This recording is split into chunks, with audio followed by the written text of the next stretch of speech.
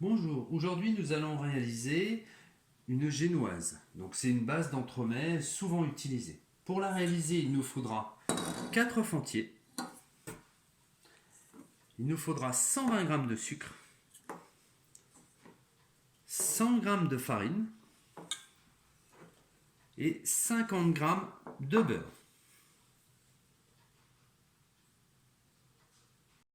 Je vais démarrer ma génoise. Pour démarrer ma génoise, je mets mes 4 œufs dans un cul de poule ou dans la cuve du batteur. Je casse un petit peu les œufs.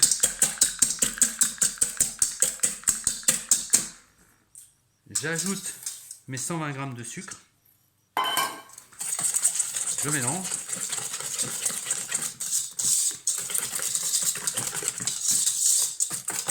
Et là, maintenant, pour que ça monte bien, il faut que je la fasse monter un petit peu en température.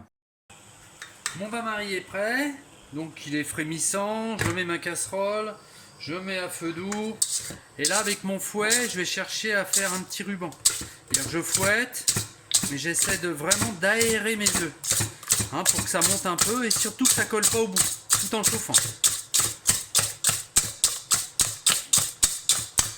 Donc, je lui donne bien cette forme arrondie pour bien aérer mes œufs.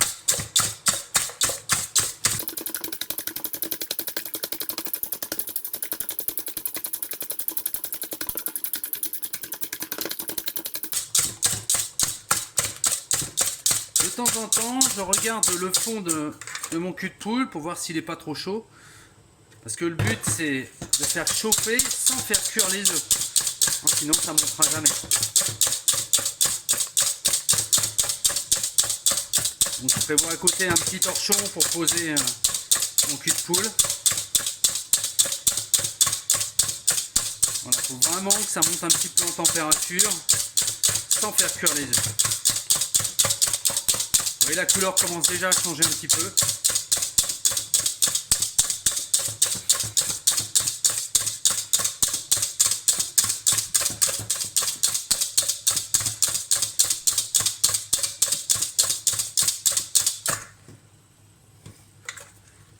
Vérifie mon dessous.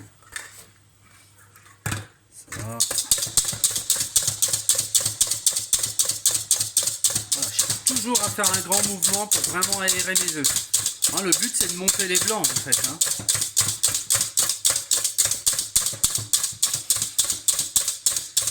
Voilà, mon cul de poule se réchauffe tout doucement.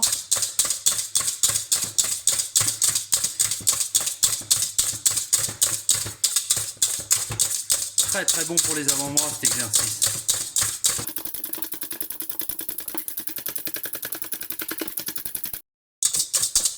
Voilà, mon mélange est déjà beaucoup plus blanc.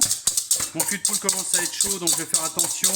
À partir de là, il y a deux solutions. Soit je fais tout au fouet et je monte jusqu'à temps, soit je le mets sur un batteur, ce qui me libère pour faire autre chose. Donc moi, en l'occurrence, je vais finir au batteur. Je mets le fouet du batteur. Tac, je mets en route, je mets pas trop fort au début et j'accélère. Pendant ce temps-là, je vais en profiter pour faire fondre le beurre. Donc je profite de mon bain-marie, je le mets dans le bain-marie.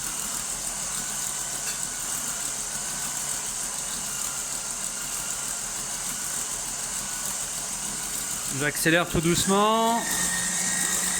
Voilà. Voilà, c'est pas mal.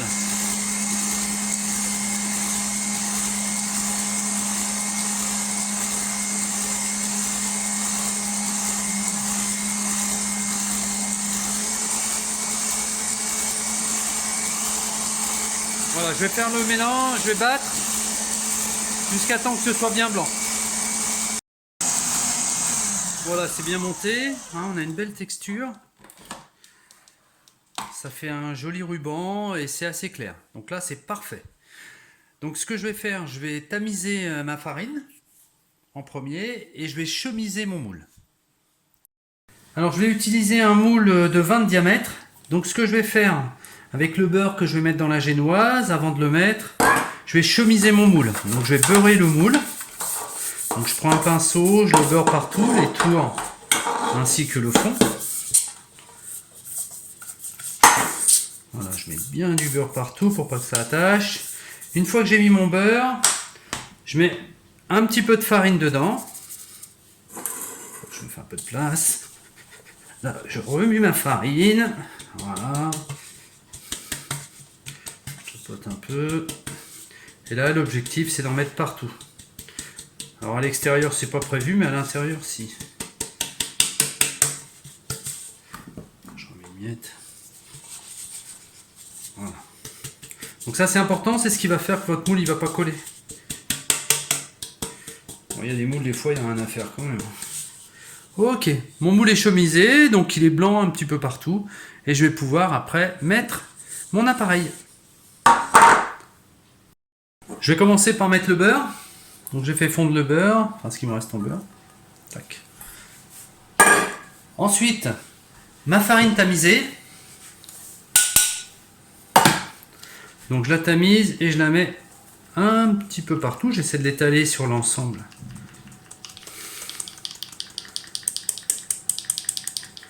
Impeccable.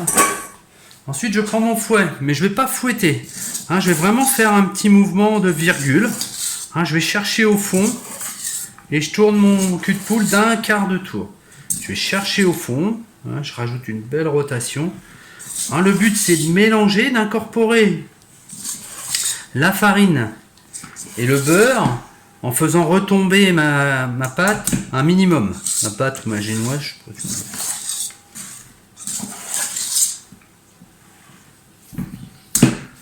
Voilà, c'est fini. Donc elle a descendu un petit peu, hein, mais pas beaucoup.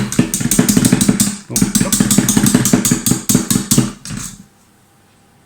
Je prends mon moule et là je vais le remplir aux 3/4.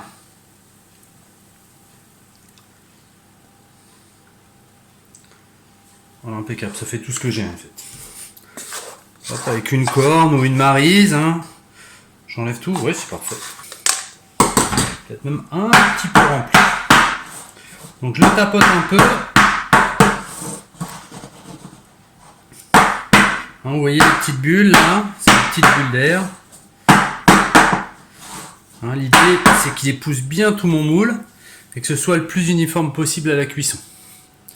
Donc la cuisson, donc j'ai allumé mon four à 180 degrés. Donc là il est chaud, je vais l'enfourner à 180 degrés pour 25 minutes. Donc ça fait 25 minutes, ma génoise est cuite, je vais la sortir du four. Donc j'ai sorti ma génoise du four, je prends une grille, je la mets par-dessus. Ah putain, j'essaie de ne pas me cramer. Et je la retourne.